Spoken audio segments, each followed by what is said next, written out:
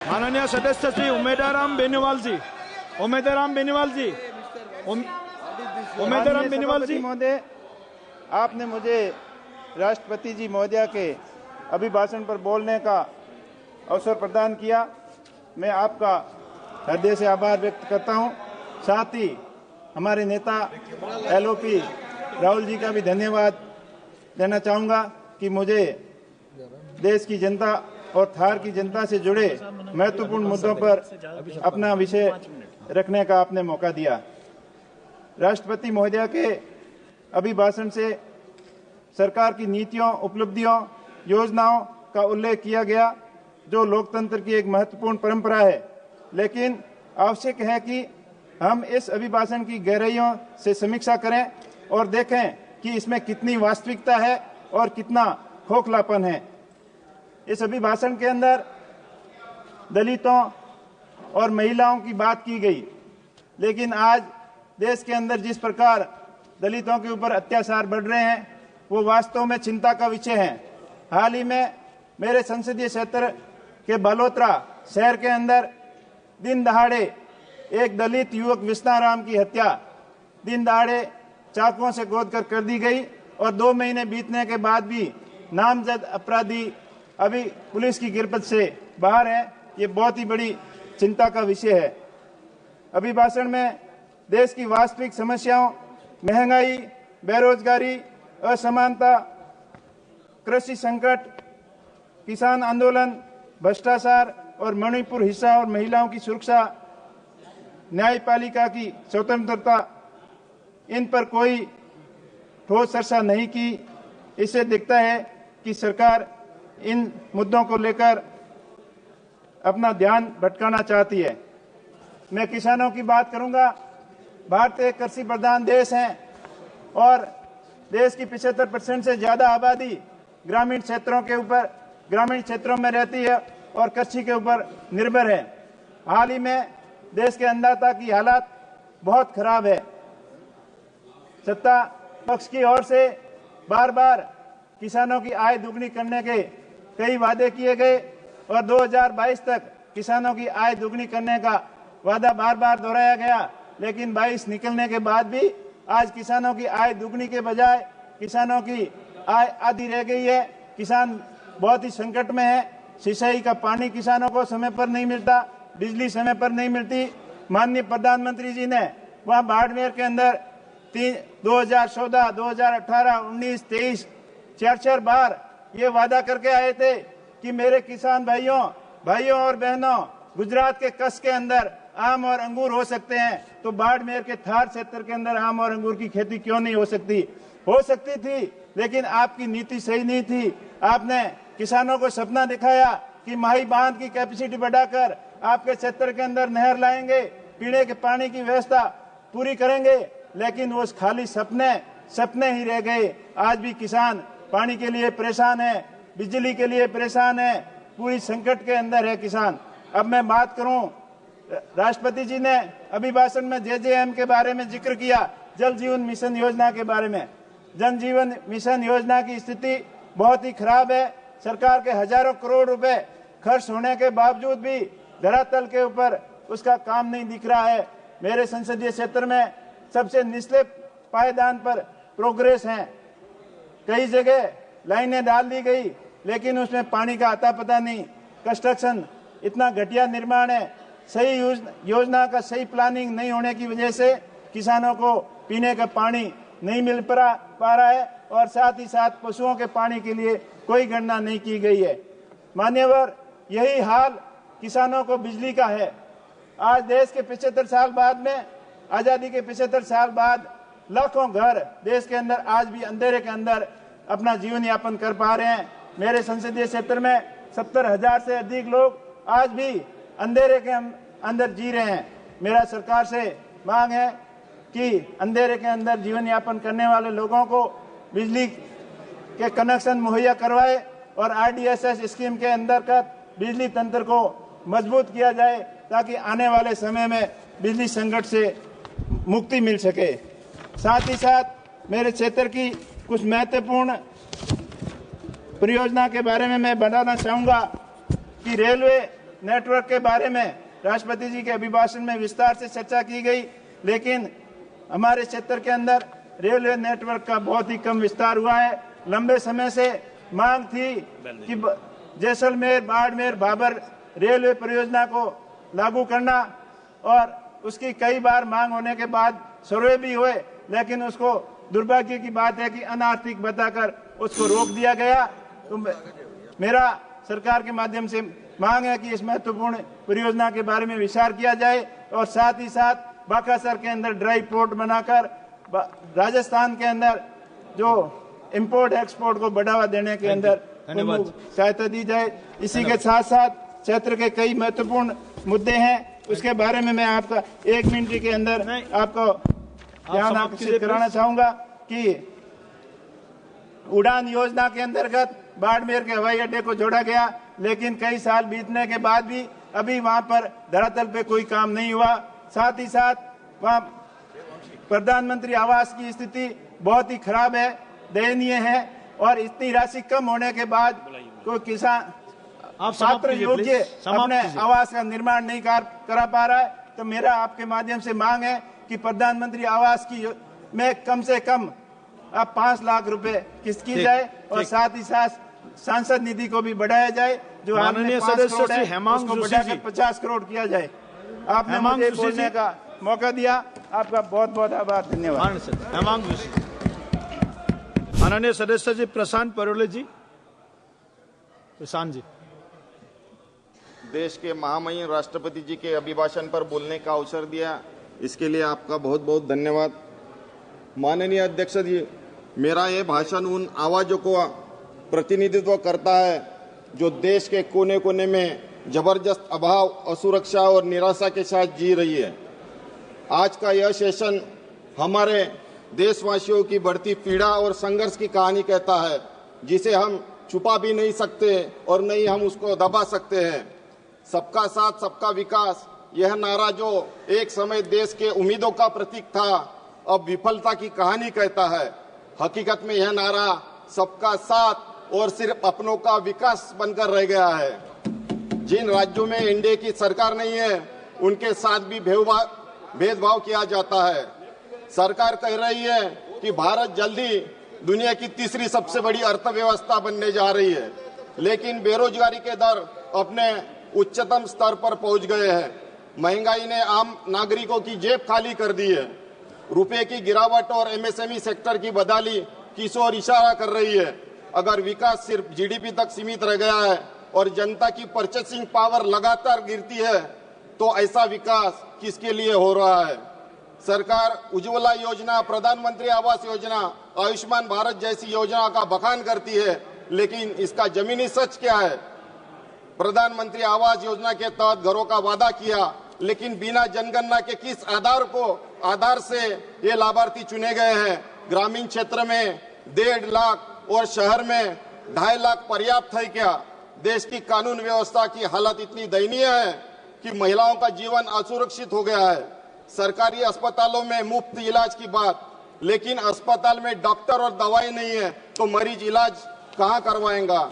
चुनाव को आगे देखकर आप ताबड़तोड़ फैसले लेते हैं। चुनाव बीतते ही उन सभी को टाल दिया जाता है। जिस दिन वोटिंग होता है, आप वोटरों को लुभाने और उनकी छवि चमकाने के लिए देवदर्शन के लिए निकल जाते हैं। अब दिल्ली चुनाव में 500 रुपए सिलेंडर का वादा कर रहे हैं। मोदी सरकार अगर इतनी संवेदनशील है, तो क्या आप पूरे देश में ये लागू किया? मेरा आह्वान है कि आज आप ये घोषणा कर दीजिए और 500 रुपए में सिलेंडर आम जनता के लिए मुहैया कराइए। एक और अत्यंत चिंताजनक मुद्दा है कुंभ महोत्सव। हमारे पूर्वजों ने इस पावन पर्व का आयोजन भक्ति, श्रद्धा और सांस्कृतिक समरसता के लिए किया था, परंतु आपने इसे एक इवेंट बना दिया है, पर्यटन को जोड़कर व्यवसायिक लाभ का साधन बना दिया है। सरकार कहती है कि उसने 10 लाख नौकरियां दी है, लेकिन हकीकत यह है कि बेरोजगारी अपने चरम सीमा पर है। महिला आरक्षण बिल पास हुआ, लेकिन क्रियान्वयन कब होगा? देश में महिला सुरक्षा का क्या हाल है? अपराध बढ़ रहे हैं, न्याय में देरी हो रही है, वर्किंग प्लेस पर लैंगिक समानता और सुरक्षा वातावरण की गारंटी नहीं मिल पा रही है। आपने मेडिकल सीट बढ़ाने की बात की है, अच्छी घोषणा है, लेकिन हकीकत क्या है? मेडिकल कॉलेज का बुनियादी ढांचा कब तैयार होगा? अध्यक्ष महोदय, मैं हकीकत बताता हूं। मेरे क्षेत्र में महिला अस्पताल के लिए पिछले 15 वर्षों से बिल्डिंग बन रही है। पिछले साल उस बिल्डिंग में मेडिकल कॉलेज खोल दिया गया। क्या इसी तरह मेडिकल की शिक्षा होंगी? और जिस उद्देश्य के लिए यह महिला अस्पताल बनाया गया है, वहां महिला का उपचार कब मिलेगा?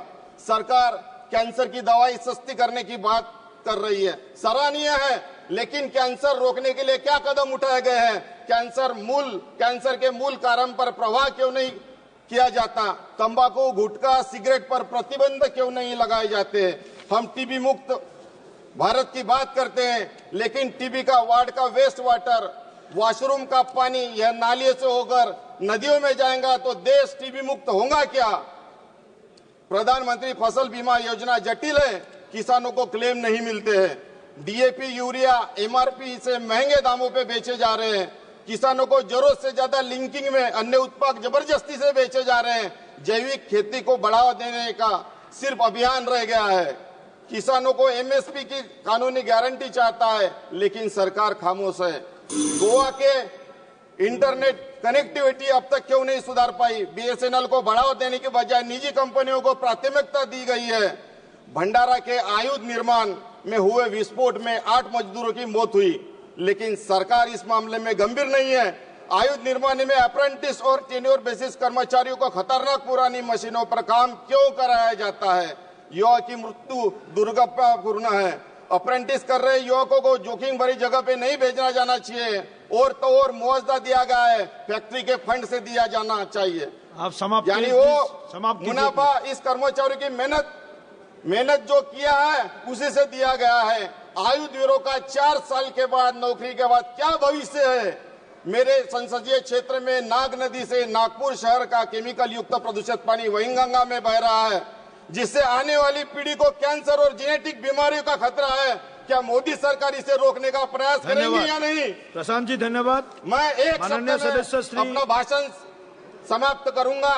मैं लोकतंत्र के केवल उपलब्धि का बखान नहीं, बल्कि आत्म मंथन भी करना जरूरी होता है। जनता सिर्फ वादों से नहीं, ठोस परिणामों से संतुष्ट होती है। देश को आगे ले जाने के लिए भाषण नहीं, बल्कि जमीनी काम चाहिए। मैं सरकार से अपील करता हूं कि घोषणाओं से नहीं, बल्कि ठोस बदलाव से देश को आगे ले जाए। और मैं इस अभिभाषण पर विरोध दर्शाते हुए अपने भाषण को विराम देता हूं। जय हिंद, जय संविधान, जय सनातन। माननीय Thank you, sir, giving me this opportunity to speak on the speech made by Honorable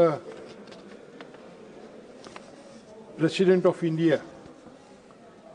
Sir, इस अवसर पर यह बात कही गई कि आत्मनिर्भर भारत और विकसित भारत, लेकिन इसमें इतनी खामियां हैं कि हमें आज भी आयात पर निर्भर रहना पड़ता है। हम अन्य देशों से भी और चीन से भी आयात करते हैं। हमारे यहाँ टेलीविजन सेट भी तैयार नहीं होता, उसकी भी टेक्नोलॉजी हमें बाहर से लाना पड़ता है। अगर देश को आत्मनिर्भर बनाना है तो हर टेक्नोलॉजी अपने यहाँ डेवलप होनी चाहिए, उसके लिए प्रावधान होने चाहिए। विकसित भारत के लिए जो सपना देखा गया, उसमें कोई भी ऐसा ठोस कदम इस सरकार ने उठाया ऐसा दिखाई नहीं देता। हाउसिंग स्कीम में प्रधानमंत्री आवास योजना के तहत 2022 तक सबको पक्की छत मिलनी थी, लेकिन ये टारगेट पूरा नहीं हो पाया। अभी भी काफी संख्या में लोग बेघर हैं, और इस देश की जनगणना हुई तो और भी ज्यादा लोग उसमें बेघर मिलेंगे। ये हाउसिंग स्कीम में ग्रामीण क्षेत्र में सिर्फ 1,40,000 रुपया प्रति घर के हिसाब से दिया जाता है, और अर्बन एरिया में 2,50,000 दिया जाता है, जो काफी कम है। अभी हर चीज के दाम बढ़ गए। रेती के दाम बढ़ गए, लोहे के दाम बढ़ गए, ईंटे के दाम बढ़ गए, तो ये जो घर की कीमत दी जाती है 1,40,000 ग्रामीण क्षेत्र के लिए, उसमें सरकार ने कोई बढ़ोतरी नहीं की। महंगाई के साथ उसमें बढ़ोतरी होनी चाहिए और वो कम से कम 3 लाख रुपया ग्रामीण क्षेत्र में मिलनी चाहिए। इसी तरह जल जीवन मिशन का हाल है। हमारे प्रधानमंत्री जी ने कहा था घर घर नल और नल में जल। कुछ गांवों में घर घर नल पहुंच गया, लेकिन अभी जल का पता नहीं है। पानी की टाकियां बनी, लेकिन टाकी में पानी नहीं। पानी का सोर्स उपलब्ध कराया गया, लेकिन सोर्स में पानी नहीं। और जहां नदियों से पानी लाया जाता है, वहां फिल्टरेशन प्लांट नहीं। जैसा नदी में पानी बहता है, उसी तरह का पानी लोगों को पिलाया जाता है। इस तरह बीमारियों का खजाना गांव में इस जल जीवन मिशन के तहत होता है। काफी गांव में पाइप डालने के लिए रोड खोदे गए, गांव के रास्ते खोदे गए, लेकिन ठेकेदारों ने वो रोड रिपेयर नहीं किया, ऐसे ही चले गए। इस जल जीवन मिशन में अगर हम केंद्र सरकार को सवाल पूछते हैं या कोई लेटर देते हैं, कोई विनती करते हैं, वो कहते हैं कि स्टेट गवर्नमेंट का मैटर है, आप स्टेट गवर्नमेंट की तरफ जाइए। लेकिन जब ये केंद्र की योजना है, तो केंद्र सरकार ने वो योजना किस तरह से कार्यान्वित होती है, उसके ऊपर ध्यान देने की बहुत जरूरत है। धन्यवाद जी, धन्यवाद। महत्वपूर्ण बात कहना चाहता हूं सर मैं यहां पर, I belongs to tribal constituency Gadchiroli Chimur Lok Sabha. It is at the end of the Maharashtra. It is the Naxalite infested area, and it is very poor. 40% tribals are living there. So उसमें सर जो पेशा कानून हमारे schedule area धन्यवाद में जी। लागू किया गया, वो अभी माननीय तक सदस्य पेशा श्री कानून विनोद कुमार ठीक बिन ढंग- जी, विनोद कुमार बिन जी। धन्यवाद अध्यक्ष महोदय। मैं अपने पार्टी के नेता एवं नेता प्रतिपक्ष श्री राहुल गांधी जी को धन्यवाद देना चाहती हूं, जिन्होंने कांग्रेस पार्टी की तरफ से मुझे बोलने का अवसर प्रदान किया।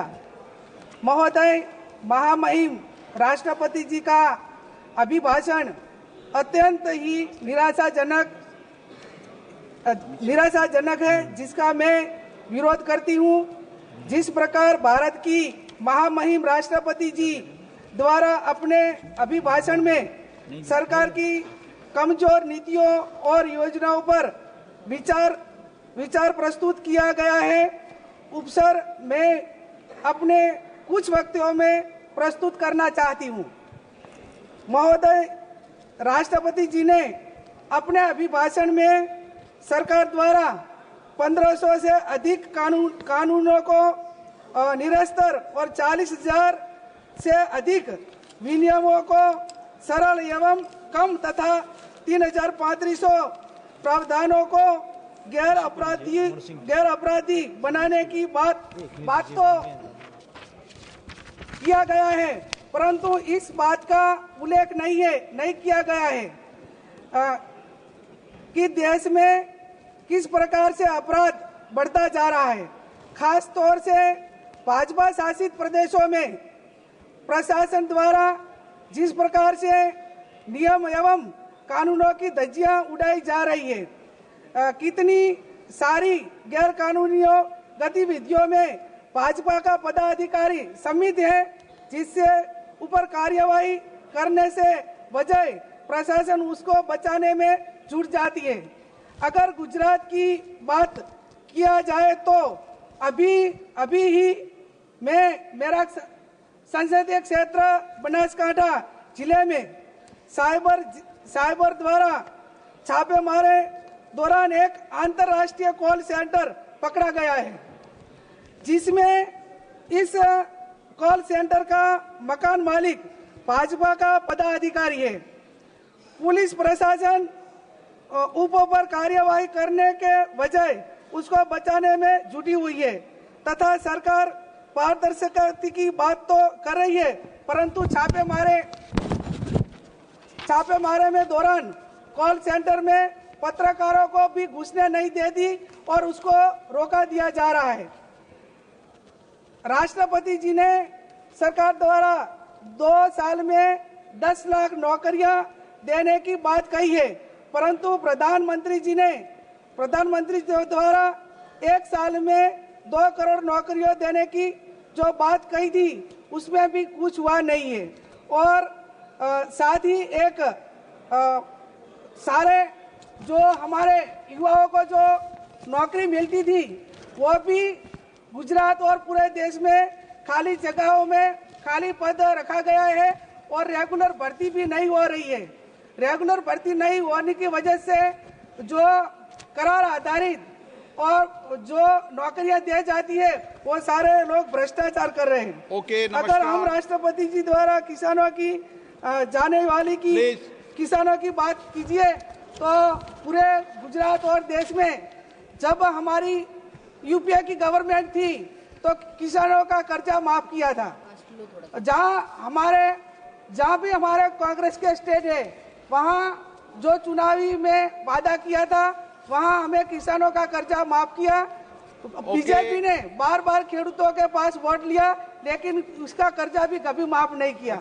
तो मैं एक ही बात करती हूँ कि जो हम सब देश के लिए और देश के बारे में सोचना चाहिए।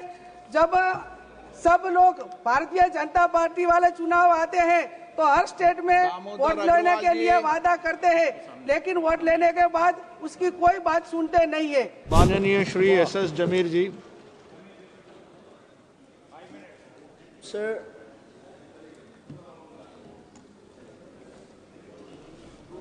thank you, sir, for giving us the opportunity to speak on the presidential address. Sir, our president, he's making the address for the Northeast and has worked out to eliminate their sense of alienations. And it also said that 10th peace agreement has been served. But for that matter, for Nagaland, we have 2 agreements. That is agreed position, which was done in 2015, and the agreed position is 2017. The framework agreement, which was done in 2015, it is now more than 10 years. And that agreed position is almost 8 years now. But the government of India is not taking up the issues. Now now in the state we have 26 factions, and heavy rampant taxation is going on. The economic progress is not possible. Corruption is rampant. Now whom do we blame? Whether we have to blame the state government or we have to blame the Naga political workers or the government of India. Who is going to implement these 2 agreements? It is the government of India to implement these 2 agreements. So we want that government of India should come forward, and whatever the agreement has made, immediately we want the implementations. We don't want any bloodshed. The Naga people, we don't want bloodshed. So government of India should come forward and implement that agreement. Sir, in the speech, the one identity has been mentioned, and here the diversity of the region, diversity of the language has been mentioned, but the government has failed to mention the diversity of traditions, culture, custom, religions. The Indian identity should be the secularism, but it has failed to mention. Sir, we have Nagaland University now is 31 years old, but we are facing the infrastructures lack of the sports infrastructures, indoor stadiums, and the outdoor stadium also, and we have the hostel facilities problems, and we don't have that update laboratories facilities. So if that those facility also can be provided, and for the additional seat for the other states of India and for the minority tribes, if the government of India can allocate some additional seats, we'll be very grateful, and that allocations of the percentage of the requirements as well as the percentage of the students also can be met as well. So thank you, sir. Thank you, sir.